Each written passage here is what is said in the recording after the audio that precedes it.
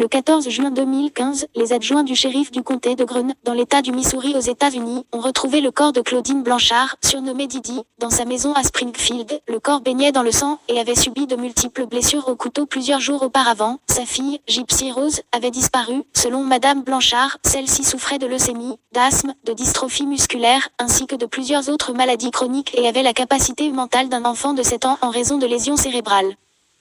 Après avoir lu des messages Facebook troublants plus tôt dans la soirée, des voisins inquiets ont informé la police, signalant que Didi pouvait avoir été victime d'un acte criminel et que Gypsy Rose, dont le fauteuil roulant et les médicaments étaient toujours dans la maison, pouvait avoir été enlevée. Le lendemain, la police a retrouvé Gypsy Rose dans le Wisconsin, où elle s'était rendue avec son petit ami Nicolas Godejohn, qu'elle avait rencontré en ligne, lorsque les enquêteurs ont annoncé qu'elle était en réalité majeure et qu'elle ne souffrait d'aucun des problèmes de santé physique et mentale décrits par sa mère. L'indignation du public face à l'enlèvement possible d'une adolescente gravement handicapée a cédé la place au choc.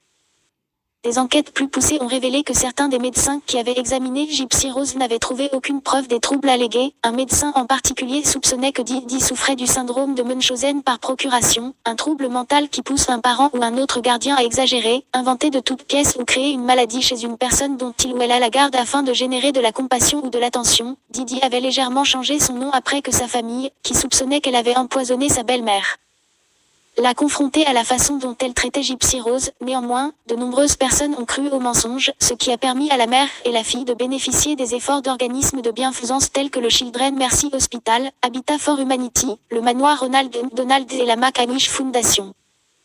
Didi contrôlait sa fille au travers d'abus physiques et psychologiques. Le docteur Mark Feldman, expert international des troubles factices, a déclaré qu'il s'agissait du premier cas qu'il avait vécu dans lequel un enfant maltraité avait tué un parent violent. Gypsy Rose a plaidé coupable de meurtre au 2e degré et purge une peine de 10 ans d'emprisonnement. Après un bref procès en novembre 2018, Godejohn a été reconnu coupable de meurtre au 1er degré et condamné à la prison à perpétuité sans possibilité de libération conditionnelle.